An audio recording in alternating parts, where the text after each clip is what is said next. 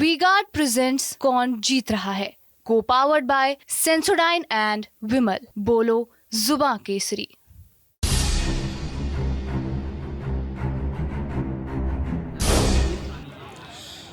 तो हम बनारस में हैं और ये बनारस का घाट है। इस वक्त हम नाव में बैठे हैं।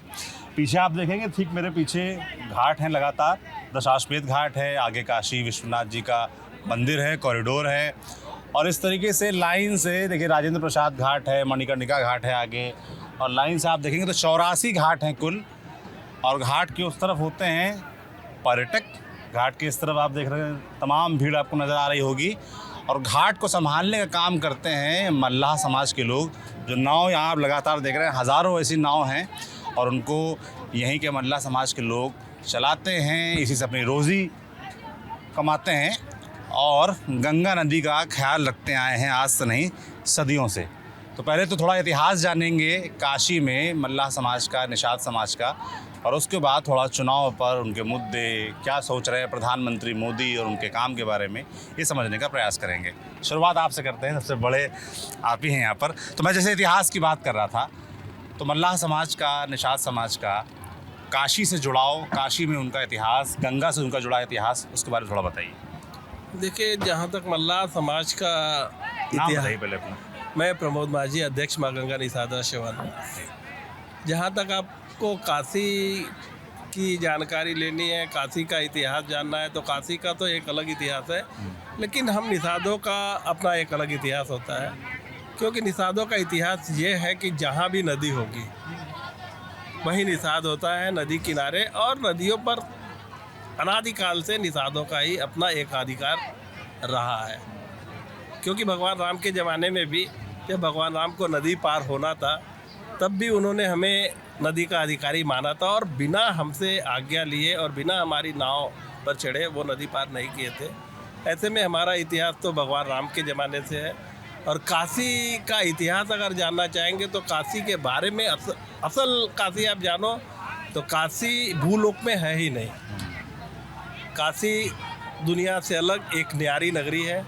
ये भगवान विश्वनाथ के त्रिशूल पर विराजमान नगरी है, जिसको बोलते हैं त्रिकंटक विराजित है। भगवान का जो त्रिशूल होता है उसी के ऊपर विराजमान ये नगरी है। और चूँकि काशी है और काशी में माँ गंगा भी विराजमान है, तो माँ गंगा जहाँ विराजमान होगी, नदी, कोई भी नदी जहाँ विराजमान होगा, वहाँ पर हम निषादों का ऑटोमेटिक यहाँ पर एक वे बन जाता है। क्योंकि काशी शायद गंगा जी के पहले से विराजमान है। क्योंकि काशी का एक नाम वाराणसी भी है, और वाराणसी के नाम का मतलब ही होता है, आप देख सकते हैं कि उत्तर कोने में वहाँ पर वारुणा नदी है।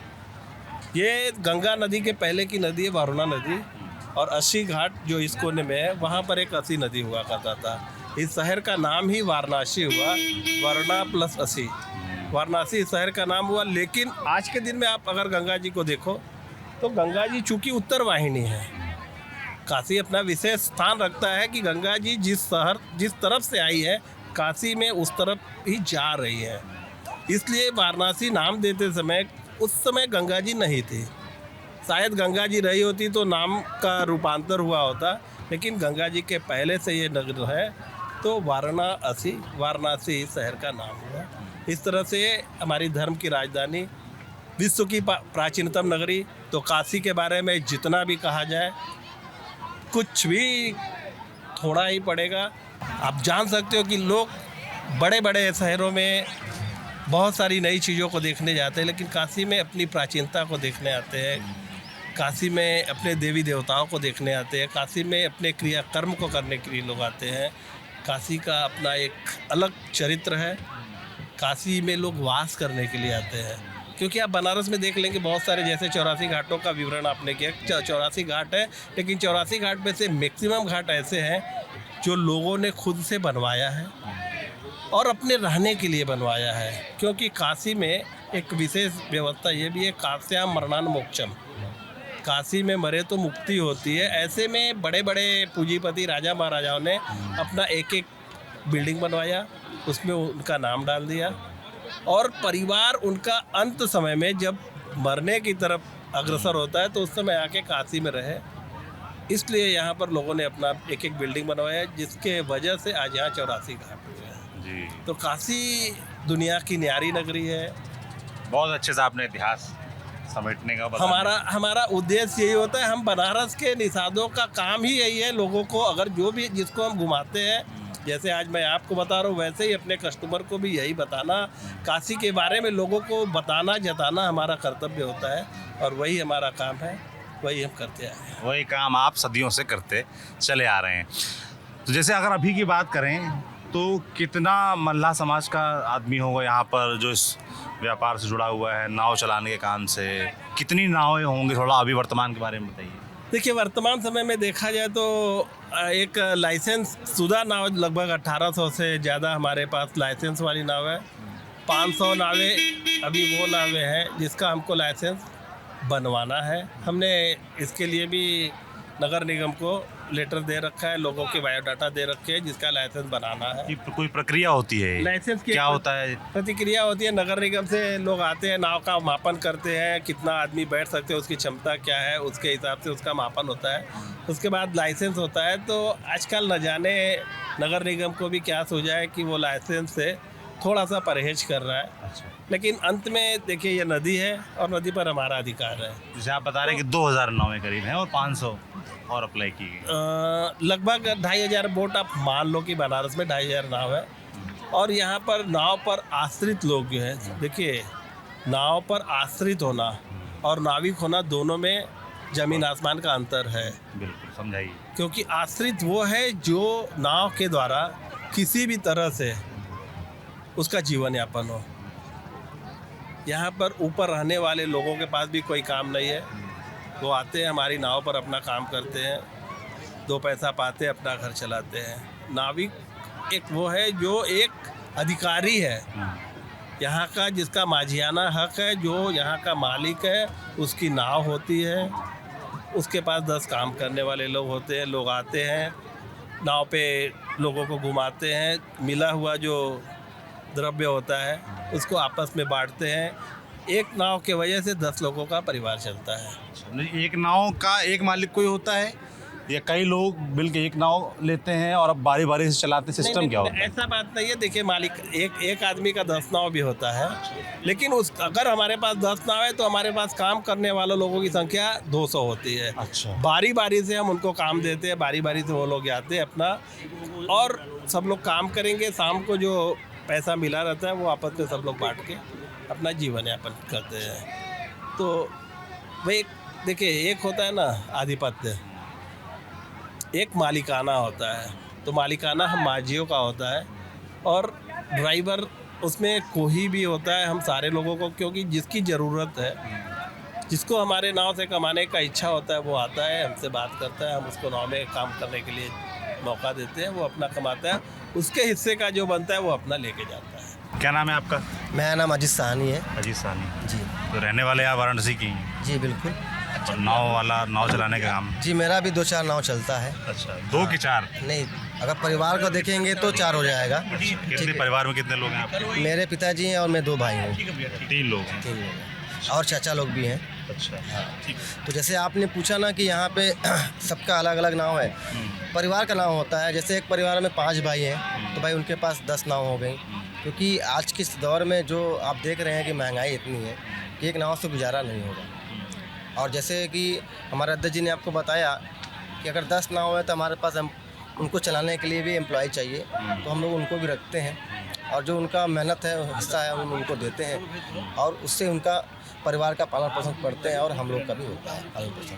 कमाई का कोई क्या जरिया, मतलब ये नाव से कितना, मतलब जैसे आपने बताया कि एक नाव से भाई साहब ने बताया 10 लोग जुड़े हुए हैं, तो कितनी कमाई हो जाती है, क्या हो जाता है? देखिए, ये कमाई तो कोई लिमिट नहीं है, कभी तो बोनी भी नहीं होती है। ऐसा भी होता है? ऐसा भी होता है, क्योंकि हर घाट पे एक जैसा व्यवसाय नहीं है। अच्छा। जैसे आज आप देख लीजिए तो नमो घाट, 80 घाट और दशाश्वमेध घाट छोड़ दीजिए, और विश्वनाथ कॉरिडोर, तो बाकी की जो बीच की घाटें हैं वहाँ पे इतना पर्यटन नहीं जाते हैं। तो जहाँ पे पर्यटन कम जाते हैं तो वहाँ पे इनकम कम है। अच्छा, मतलब आप ये कह रहे हैं कि सारे घाट में एकरूपता नहीं है? नहीं, कुछ घाट में ज़्यादा लोग रहते हैं, पर्यटक ज़्यादा रहते हैं, तो वहाँ कमाई के चांस ज़्यादा रहते हैं। बाकी जो जैसे 80 घाट और हैं तो वहाँ पर आप कह रहे हैं कि कमाई के जरिए कम हो जाते हैं, हाँ। सीमित आय हो जाती है। जैसे कि हम अभी दशाश्वमेध घाट पे बैठे हैं, तो ये विश्व प्रसिद्ध घाट है। शाम को गंगा आरती में यहाँ पे कम से कम हज़ारों की भीड़ होती है। तो फिर जाहिर सी बात है, अगर लोग यहाँ आएंगे तो यहाँ पे 2 पैसा बढ़ेगा। और 80 घाट है, मणिकर्णिका घाट है, नमो घाट है और बीच के एक केदार घाट है। ये 4-5 घाट जो है मुख्य घाट है, यहाँ पे पर्यटन ज़्यादा जाते हैं। और जो बीच के घाट है वहाँ पे जो हमारे नाविक हैं, उनकी इनकम इतनी नहीं है कि वो रोज़ हज़ारों कमा लें। कभी कभी तो ऐसा होता है कि उनकी वहीं तक भी नहीं होती है, क्योंकि पर्यटन अगर आते हैं तो ठीक है, कभी कभी होता है कि पर्यटन नहीं आए हैं, कम है बनारस में, तो आय कम होता है। हम लोगों की कोई फिक्स नहीं है कि भाई हम रोज़ इतना ही कमा ही रहे हैं। अगर बारिश हो गया तो भाई तो उस दिन तो समझ लीजिए ख़त्म हो जाता है। तो हम लोगों की कोई लिमिट नहीं है। जी। जैसे नाव वाला सिस्टम है, तो ये नाव यहीं बनती हैं, कहीं बाहर से बन के आती हैं, इसका क्या सिस्टम रहता है? नहीं, नाव हम लोग यहीं बनाते हैं। खुद बनाते हैं? नहीं, ये अलग कारीगर है? हम लोग को नहीं है, इसका अलग कारीगर होते हैं। अच्छा। वो लोग तो हम लोग रिपेयर कराते हैं और नया ही बनवाते हैं। जैसे गंगा उस पार आप देख सकते हैं, अभी 2-4 नावें रिपेयरिंग हो रही है। जैसे कि नाव ख़राब भी होती है ना, हर साल 2 साल में उसमें कुछ ना कुछ ख़राब हो जाती है, तो हम लोग उसको लगातार बोट को रिपेयरिंग कराते हैं। जो बोट चलने योग्य नहीं रहती है उसको हम लोग किनारे कर देते हैं, क्योंकि भाई यात्री को हम लोग घुमा रहे हैं तो उसकी जिम्मेदारी भी हम लोग की होती है सेफ्टी की। इसलिए सरकार की जो भी मानक है उसको भी हम लोग पूरा करते हैं। किस तरह के मानक होते हैं? जैसे उनका कहना है कि आप लाइफ जैकेट पहनाइए, तो हम लोग नाव पे लाइफ जैकेट भी रखा हुआ है। अभी गर्मी के दिन है तो यात्री उसको थोड़ा देर पहनते हैं फिर उतार देते हैं, मगर हम लोगों ने उसका भी रखा है। और एक लाइफ रिंग होता है, उसको भी हम लोग रखा गया है। और जो भी नाव पे सुरक्षा है हम उसको करते हैं। हर नाव पे हम लोग कुशल 2 ड्राइवर भेजते हैं कि वो उनको यात्रियों को दिक्कत हो, क्योंकि गंगा पार उस पार जब यात्री जाते हैं तो नहाने लगते हैं, तो उसका भी हम लोग ध्यान दिया जाता है। और आपको पता ही है कि गंगा जी में अगर कोई भी यात्री चाहे उस पार या इस पार अगर नहाता है, अगर उनके साथ कोई भी कैजुअलिटी होती है तो सबसे पहले मल्ला समाज ही उसको देखता है, उसको बचाता है। क्योंकि अभी हम लोग देखिए यहाँ बैठे हैं, अभी यात्री आपके सामने नहा रहे हैं, अगर वो थोड़ा सा आगे जाएंगे तो गहरे पानी में चले जाएंगे, तो यहाँ पे उनको कौन देखेगा? हम ही लोग देखते हैं। आए दिन हम लोग खुद के बचाते भी हैं, क्योंकि कुछ लोग ऐसे होते हैं जो गंगा जी में स्नान करने आते हैं, जो थोड़ा सा वो उछलबाजी करने लगते हैं, थोड़ा सा तैरने लगते हैं और गहरे पानी में चले जाते हैं। उनको तैरना नहीं आता है तब भी चले जाते हैं, तो उनको कूद के बचाने का काम भी हम लोग करते हैं निस्वार्थ तरीके से। ये हम लोग अपना धर्म कर्म मानते हैं, क्योंकि गंगा जी से हम लोग कमाते हैं। तो गंगा में जो यात्री आते हैं वो हमारे गेस्ट होते हैं, तो उनकी जीवन की रक्षा करना भी हमारा कर्तव्य बनता है। मगर अगर किसी को भगवान ने लिख दिया है तो वही चला जाता है। जैसे वो लोग पुल से कूद जाते हैं फिर भी बच जाते हैं, उसको बचाता कौन है? हमारा समाज बचाता है। क्योंकि रात को 12-1 बजे कोई भी विभाग या एनडीआरएफ हो, चाहे जल पुलिस हो, चाहे कोई भी फोर्स नहीं आती है, पहले मल्ला आता है, बचाता है। फिर वो फ़ोन करता है कि सर ऐसी बात है, आप आइए, तो वो आते हैं। बाकी के थाना पूर्ति वो लोग करते हैं। तो घाट में आप कह रहे हैं कि जो जीवन अर्जन के तरीके वो तो ही हैं, जीवन बचाने के तरीके भी बिल्कुल आप लोग लगे रहते हैं, परमानेंट जुटे रहते हैं इसका? पूरा परिवार को हम लोगों ने बचाया है। अच्छा। अब परिवार हम लोगों को हाल फिलहाल में ऐसी घटना हुई क्या? आए दिन होता है, आए दिन वो हर घाट पे होता है, और हर घाट पे हमारे लोग बचाते हैं, पकड़ते हैं, रोकते हैं, मना करते हैं कि भैया आगे मत जाइए, नहीं तो आप गहरे पानी में चले जाएंगे, या आपका बच्चा है तो पहले उसको स्नान करा के निकालिए। पर कुछ लोग हैं, कहीं कहीं ऐसा होता है कि लोग नहीं मानते हैं, तो कोई ना कोई हादसा हो जाता है, फिर उसको निकालने का काम भी हम लोग करते हैं। भले आज सरकार ने एनडीआरएफ को रखा गया है, मगर एनडीआरएफ भी हर जगह काम नहीं कर पाती है। जहाँ थोड़ा सा अगर गहरा पानी मिलेगा तो उनका सिस्टम फेल हो जाता है, फिर वो हम लोग को ही बुलाते हैं, निकलते हैं, फिर उनको हम लोग दे देते हैं। भाई पेपर में निकल जाता है कि एनडीआरएफ ने 100 को निकाला, ऐसा कुछ नहीं है। सत्यता ये है कि नाविक ही निकालते हैं। तो आप कह रहे हैं आप लोगों को क्रेडिट नहीं मिलता है, जितना आप लोग बचाव का काम करते हैं यहाँ पर? बिल्कुल नहीं मिलता भैया। हम लोग को कोई पैसा नहीं चाहिए, देखिए हर आदमी को सिर्फ सम्मान चाहता है। तो हम लोगों ने पहले भी अपने समाज के माध्यम से डीएम साहब को, कमिश्नर साहब को और प्रशासन को ये खबर पहुँचाया है कि भाई हम लोगों समाज के लोगों को भी आप एनडीआरएफ और जल पुलिस में नियुक्त कराइए, गोताखोरी में कराइए। मैं नहीं कह रहा हूँ कि आप भैया उनको नौकरी दीजिए, भाई उनको आप समझा भी रख सकते हैं, आप रखिए। एक सम्मान मिलना चाहिए कि अगर ये एक व्यक्ति अगर 4 लोगों को साल भर में बचाया, 4 जीवन बचाया, तो कम से कम उसको साल में 1 दिन बुला के सम्मान तो करना चाहिए। बिल्कुल ठीक। ऐसा नहीं करते हैं, मगर करना चाहिए। हम तो आए दिन हम लोगों ने लोगों से बोला गया है, अधिकारियों को इस बात का अवगत कराया जाता है कि भाई गोताखोरी में हम लोग को रखिए, क्योंकि गंगा के बारे में जितना जानकारी हमको होगा, बाहर से आए हुए जो फौजी लोग होते हैं उनको नहीं होता है। एनडीआरएफ के जितनी भी टीम है ये लोग फौजी लोग होते हैं जी हाँ, बीएसएफ और सीआरपीएफ के लोग होते हैं, उनको 2 महीने ट्रेनिंग दी जाती है, फिर वो एनडीआरएफ में रहते हैं। तो 2 महीने में वो क्या सीख जाएंगे? और आप लोग तो बचपन से ही हम नदी तो में तैर बचपन रहे हैं, से ही, सीख अगर रहे हैं। आप कॉइन्स भी एक फेंक देंगे मैं उसको भी निकालने का भी मैं काम। कितनी गहरी गंगा जी यहाँ पर? गंगा गहरी तो है, कहीं ज़्यादा है, कहीं कम है, कहीं 60 फीट है, कहीं 80 फीट है, कहीं 90 फीट है, कहीं 100 के भी ऊपर है। जैसे अभी गर्मी का टाइम चल रहा है, तो जैसे जो कच्चा क्षेत्र है वो दिख रहा है, काफ़ी दिख रहा है इस साल बालू वाला। इस साल बारिश में क्या गंगा जी और बढ़ जाती हूँ यहाँ? एकदम वो जो पेड़ देख रहे हैं आप, उसके अंदर पानी चला जाता है। अच्छा, आखिरी में जो ये जो सामने जल पुलिस है, इसके अंदर चला जाता है। जल पुलिस का ऑफिस जो है, अरे भाई साहब कैमरा जी, इधर जल पुलिस का ऑफिस जो ऊपर दिख रहा है, वहाँ तक घाट पहुँच जाता है। पानी उसके अंदर चला जाता है। अच्छा, हाँ, तो ये उस समय तो वहाँ गंगा बहुत बढ़ जाती है। ये किस और- महीने में? ये जुलाई, अगस्त में। अगस्त जुलाई में होता है। इस साल माँ गंगा दुर्भाग्य है हम लोगों की, पूरे भारतवर्ष की मैं कहूँगा कि माँ गंगा इस बार बहुत ज़्यादा कम हो गई है, जिसकी वजह से आप देख सकते हैं सारे घाट के दरारें दिख रही हैं। ये हम लोगों के लिए बहुत ही खतरे की घंटी है, सिर्फ हमारे समाज के लिए नहीं, पूरे हिंदुस्तान के लिए, क्योंकि माँ गंगा से ही भारत का इतिहास है और बनारस का इतिहास है। ये बहुत चिंता का विषय है। इसके लिए हम लोगों को सोचना चाहिए कि माँ गंगा का जल स्तर कम नहीं होना चाहिए, बल्कि बढ़ना चाहिए, क्योंकि गंगा का में जल रहेगा तभी हम लोग रहेंगे। आज पूरा बनारस गंगा के जल ही पीता है और हम भी पीते हैं, तो ये बहुत चिंता की विषय है कि गंगा का जल स्तर क्यों इतना कम हो गई। क्या नाम भैया आपका? मैं शंभू निषाद, मैं माँ गंगा निषाद जिला सेवा न्यास संगठन मंत्री निषाद समाज से हूँ। ये संगठन जो है सब आप लोग सब पदाधिकारी हैं इसमें, जी, क्या करता है, क्या काम क्या है संगठन का? संगठन का काम यही है कि समाज को दुख सुख के साथ में रहना, समाज को चलाना, अपने हक की बात करना, अपने हक की लड़ाई लड़ना। कोई अगर सरकार कोई गलत करती है हम लोग के साथ, तो हम लोग समाज के साथ पूरा मिल के उसका विरोध करते हैं। जैसे कि भाई प्रधानमंत्री नरेंद्र मोदी 2 बार से सांसद हैं आप लोगों के, तो उनके आने के बाद क्या हुआ, क्या बदलाव आया, क्या अच्छा हुआ, क्या खराब हुआ? देखिए, अच्छा तो बहुत कुछ भी हुआ और बुरा भी बहुत कुछ हुआ। अच्छा ये हुआ कि कॉरिडोर रोड बन गया, नमो घाट बन गया, रोजी रोटी मिल गई है। रोजी रोटी मिल गई मतलब यात्री आ रहे हैं, पर्यटन आ रहे हैं, काशी में घूम रहे हैं, ज़्यादा यात्री आ रहे हैं। ज़्यादा यात्री आ रहे हैं। और उसके बाद खाली हमारे समाज को खाली एक दिक्कतें हैं। दिक्कतें रहती है कि रोजी रोटी मिल भी रही है और रोजी रोटी को छीना भी जा रहा है। कैसे? छीना जा रहा है कि जो बड़े बड़े क्रूज गंगा जी में आ गए हैं, जो VIP गेस्ट आते हैं, VIP गेस्ट जितने आते हैं सब क्रूज पे चले जाते हैं, और जो लोकल ज़्यादा आते हैं तो जो 50-100 रुपये वाला आता है वो हम लोग को मिल जाता है, और जो बढ़िया गेस्ट आता है सब क्रूज को बुक करके उस पर चला जाता है। हम लोग का शुरू से समाज का हमारा ये विरोध है कि उसको वापस यहाँ से भेजा जाए। और हमारे कुछ समाज के सांसद लोग भी आए हैं, मंत्री लोग भी आए हैं, हम लोग से लगातार मीटिंग भी हो रहा है। हम लोग अपनी बात वहाँ रखे हैं कि हमारे समाज को खाली एक ही दिक्कत है कि हम लोग को रोजी रोटी ना छीना जाए, क्योंकि यही एक हम लोग का जरिया है कमाने खाने का। आपको जरिया हम लोग के पास तो है नहीं। जैसे पर्यटक ज़्यादा आ रहे हैं, तो जैसे कुछ लोग बोले कि भाई ये तो 1-2 क्रूज़ अगर चल रहे हैं तो उससे क्या दिक्कत है? एक क्रूज नहीं चल रहा है ना, पहले तो एक क्रूज चल रहा था, कितने हैं? अब तो 4 क्रूज आ गया। 4? 4 अच्छा, 4 क्रूज आ चुका है। एक खोटा तो कोई दिक्कत नहीं होता है, 4 तो आ चुका है। उसके बाद भी सुनने में आ रहा है कि 5-6 रोड लगातार बन भी रहा है। अच्छा। अगर 10-12 क्रूज गंगा जी में चलेंगे तो उसमें हम लोग कहाँ आएंगे, हमारे परिवार कहाँ जाएगा। इसलिए हमारे समाज का ये विरोध है कि रोजी रोटी हम लोग का न छीना जाए। जो भी है हमारी नाव टूटी फूटी है उसको बनवा लेंगे, रिपेयरिंग करवा लेंगे, उस पर लाइट दे देंगे हम, गद्दा चादी कुर्सी उस पर दे देंगे, उस पर मॉडिफाई कर देंगे हम, मगर रोजगार हम लोग को मिले।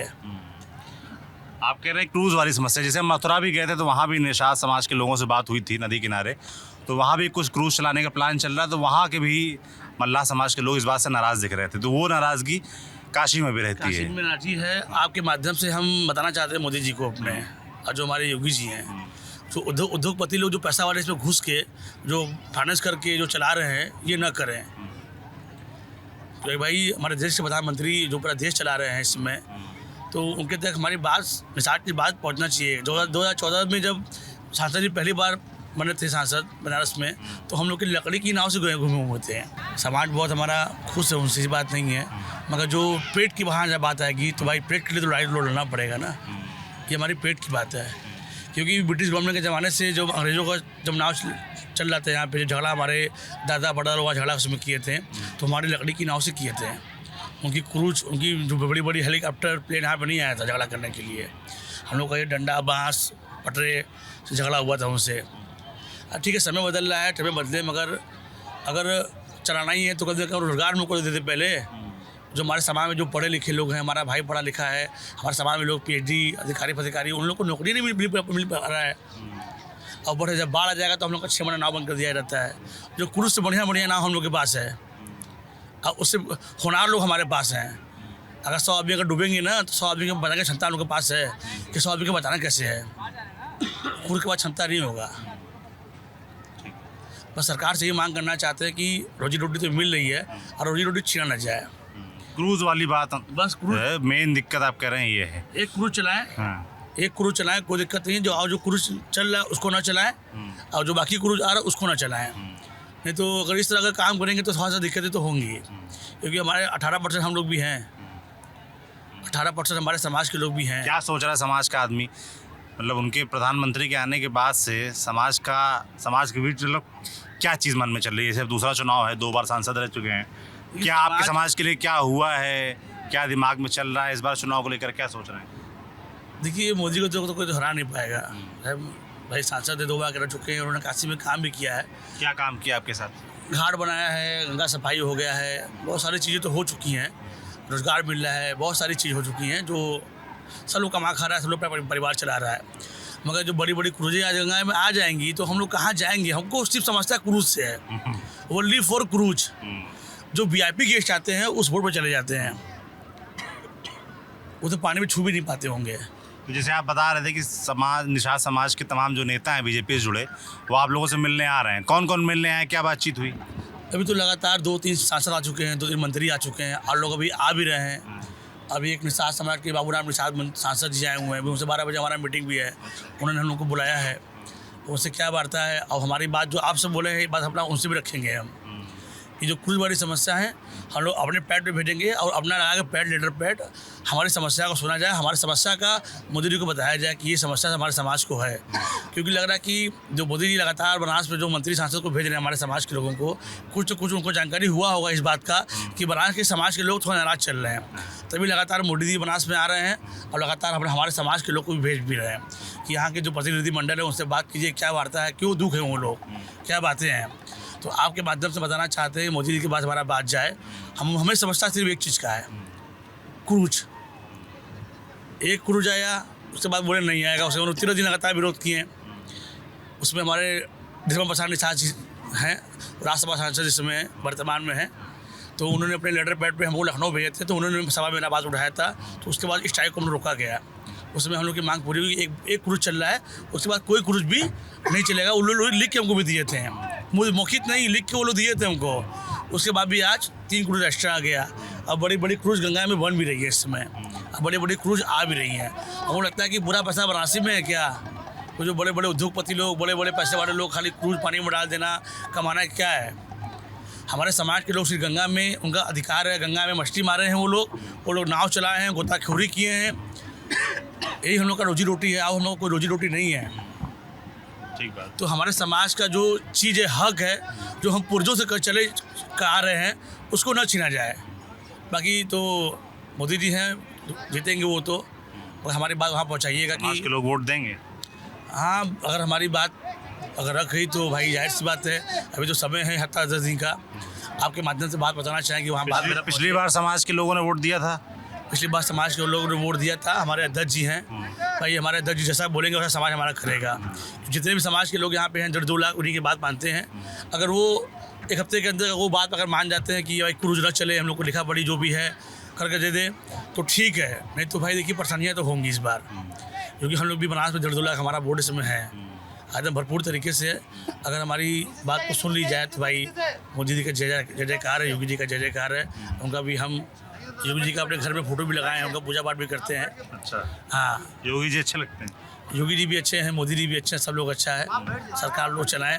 क्रूज वाली बात मान लें आप। बस हमारी क्रूज वाली बात है, हमारा एक कष्ट उनसे है क्रूज वाली बात को लेकर। हमारा दिल से दुख है, अब पूरे समाज का है, हमारा ही नहीं पूरे समाज का है कि इसको हटाया जाए। अगर हमारे घर में हमारे भाई अगर बहन पढ़े लिखे हैं, अगर नौकरी में रहते हैं वो लोग सरकारी जॉब में, तो हमारा परिवार चल जाता है। ठीक बात। क्या नाम भी आपका? हाँ, नाम विनोद है। हम कहाँ बोले? नाव चलाने का काम करते हैं आप भी? हाँ, नाव चलाते हैं हम। यहाँ 2500 साल से चला रहे हैं। 25 साल से चला रहे हैं? हाँ, 25 साल से चला रहे हैं। अच्छा, रहने वाले हैं बनारस के ही? थोड़ा दूर पर है, 15 किलोमीटर दूर पर है। अच्छा, रामनगर के साइड में छोटा मिर्ज़ापुर गांव पड़ता है, जिला मिर्ज़ापुर पड़ता है। अच्छा, वहाँ से हम आते हैं, कैसे रोज आते हैं? टेम्पू से आते हैं, टेम्पू से जाते हैं, यहाँ अपना कमाते हैं, कमा के कितने चले घंटे काम करते हैं? सुबह कितने बजे आते हैं? आते हैं घर से 9 बजे चलते हैं, यहाँ 10 बजे 10:30 बजे आते हैं, फिर शाम को 6 बजे जाते हैं अपना। अच्छा, 8-9 घंटे रहते हैं। हाँ, जो मिलता है गंगा माई पे घाट पर अपना कमा के चले जाते हैं। बाल तो आपकी बच्चे के अपनी लिए। नाव है यहाँ पर कि नहीं, काम यहाँ करते हैं नाव पे? नहीं, नाव पर काम करते हैं, अच्छा, चलाते हैं हम लोग। कितना यहाँ का रोज माझी लोग। रोज कितना कमा लेते हैं? जो भी 400-500 जो भी किस्मत कमाई में रहता है हम लोग को मिलता है। मेहनत करते हैं, दौड़ते दुबते रहते हैं, जो मेहनत करते हैं मिलता रहता है, उससे परिवार हमारा चलता है। घर में कौन कौन है आपके?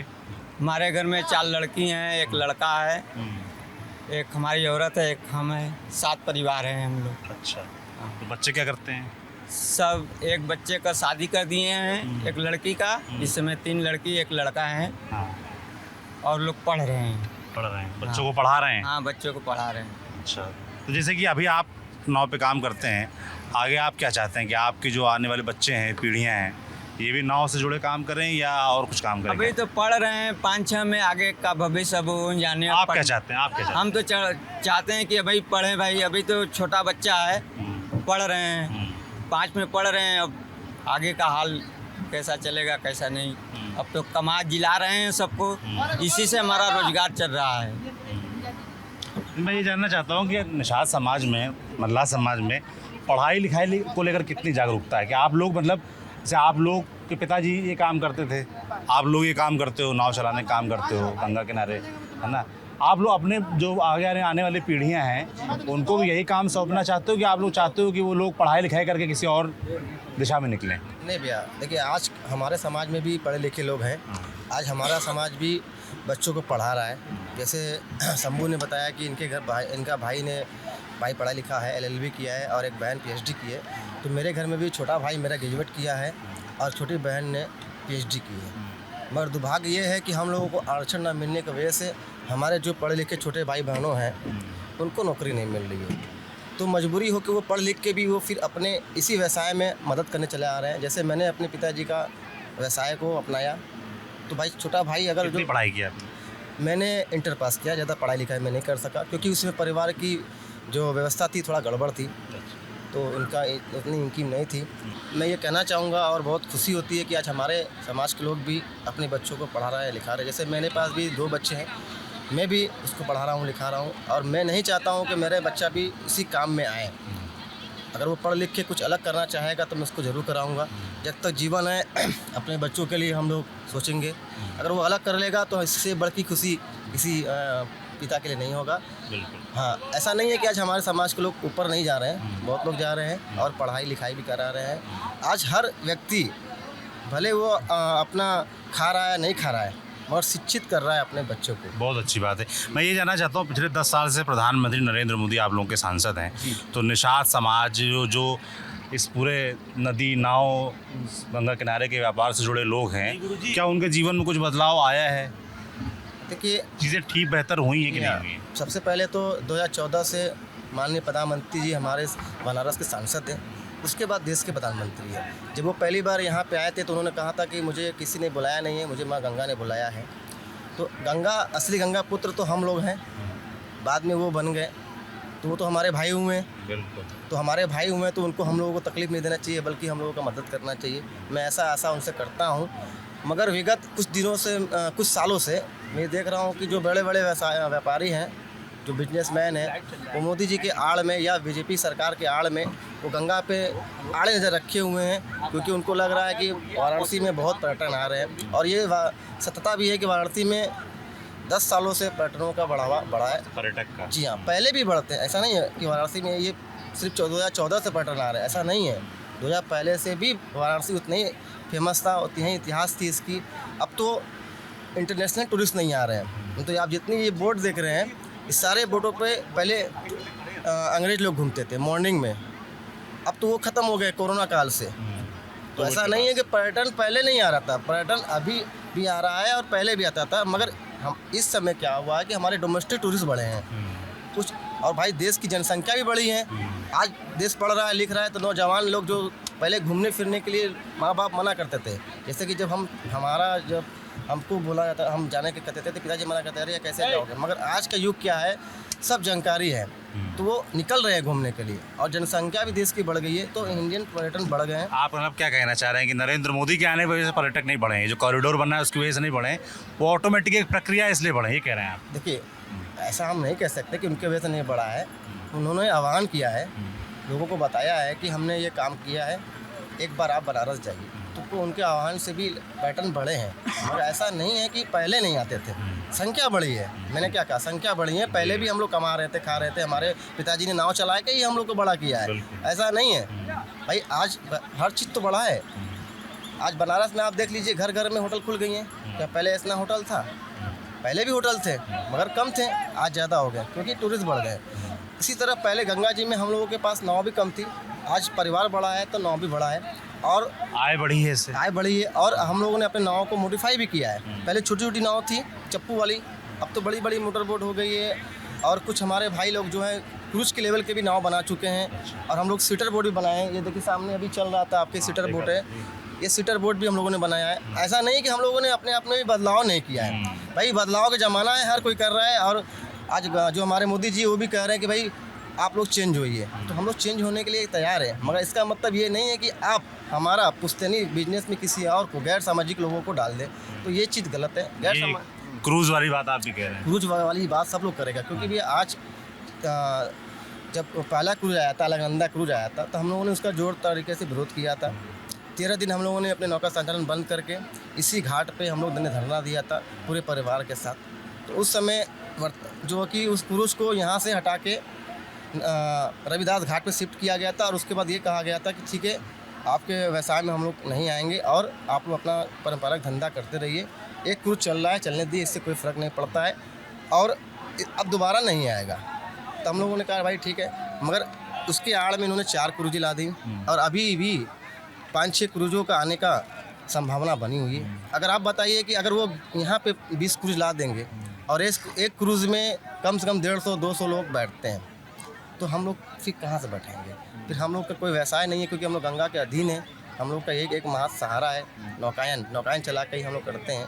तो ये चिंता के विषय, अगर हमारी चिंता गलत है, हमारे समाज की चिंता गलत है, तो सरकार बता दे कि हम लोग गलत ही उनका विरोध कर रहे हैं। तो हम लोगों का उनसे यही निवेदन है कि भैया आप देश के हित में जो भी करना है करिए, सेना को मजबूत करिए, पाकिस्तान में घुस के मारिए, जो भी विकास करना है करिए, रोपवे बनाइए, हाईवे बनाइए, सब करिए, मगर गंगा जी में हम लोगों का अधिकार अनादिकाल से है, हमारा अधिकार ना छीना जाए। बस हमारी एक ही मांग है मोदी जी से और योगी जी से। आपका क्या नाम भैया? प्रदीप साहनी। क्या करते हैं आप? मेरी भी बोट 2 बोट मेरी भी चलती है। अच्छा, कब से चला रहे हैं आप? ये तो पीढ़ी दर पीढ़ी चली आ रही है, अभी 12 सालों से मैं चला रहा हूँ। अच्छा, कितनी पढ़ाई की आपने? मैं इंटर पास किया हूँ। उसके आगे पढ़ाई क्यों नहीं की? पिताजी की आर्थिक डेथ होने के बाद, आर्थिक व्यवस्था घर के कमज़ोर होने के कारण मुझे ये काम देखना पड़ा। घर का बड़ा बेटा होने के कारण मुझे ये काम देखना पड़ा। अच्छा, तो अभी आर्थिक हालत कैसे हैं? अब धीरे धीरे सुधार हुआ आर्थिक हालों में। चुनाव के बारे में क्या सोच रहे हैं? चुनाव के बारे में यही है कि जैसे कि 2014 के बाद से जैसे मोदी जी देश के यहाँ के सांसद और देश के प्रधानमंत्री बने, उसके उन्होंने घाट पे काम किया, जैसे सफाई को लेके, कॉरिडोर को लेके, नमो घाट को लेकर तरह तरह की नई नई घाटें बनाया। उसकी वजह से पर्यटक यहाँ बढ़े हैं। तो पर्यटक बढ़े तो हम लोग को भी रोजगार धीरे धीरे बढ़ने लगा। बट समस्या हम लोगों के समाज में ये है कि जैसे कि क्रूज वाली बात भैया हमारे कह रहे थे, तो क्रूज के साथ साथ तरह तरह की समस्या है। एक ही क्रूज नहीं है अलकनंदा क्रूज, ये कभी सोलर क्रूज की बात करते हैं, कभी इलेक्ट्रॉनिक क्रूज की बात करते हैं, कभी टैक्सी बोट की बात करने लगते हैं। अब जैसे टैक्सी बोट की बात है कि वो हमारे बीच में से हमारी बोटें चल रही हैं, हमारे बीच में एक जेटी के नाम सुना होगा, जेटी हमारे बीच में लगा के और हमारे कस्टमर को पर पर्सन 25 रुपये 30 रुपये भी रेट फिक्स करके हमारे ही बीच से ले जाना चाहते हैं वो। तो ये समस्या हम लोग की, क्योंकि जो हम लोग की बोट है ना, ये परमानेंट एक जगह फिक्स नहीं है, ये पीढ़ी दर पीढ़ी हम लोग की चली आ रही है। और पीढ़ी दर पीढ़ी हम लोग को पता है कि हमारी बोट कहाँ बनती थी। अब ये हमारे बीच में ला के, ये हम लोग अलग अलग बोट मालिक हैं और हमारे बीच में ले आएंगे तो हम आपस में भाई लड़ने लगेंगे। ये आपस में भाइयों को लड़ाने का काम न करिए। जैसे हमारी बोट चली वैसे चले। और बाकी मोदी जी को सारे लोग पसंद करते, भाई देश के प्रधानमंत्री है और काम तो अच्छा आप लोग पसंद करते हैं? ये सभी लोग पसंद करते हैं उनको। बट ये कि जहाँ पेट की बात आएगी वहाँ फिर विरोध करना जायज़ बनता है। चलिए भाई, तो निषाद समाज के लोग क्या बोल रहे हैं, मल्ला समाज के लोग क्या बोल रहे हैं, क्या उनकी परेशानियां हैं, क्या वो प्रधानमंत्री के बारे में सोचते हैं, आपने सुना। आपकी जो भी राय हो हमें कमेंट बॉक्स में लिखकर ज़रूर बताएं। देखते रहिए TV9 डिजिटल।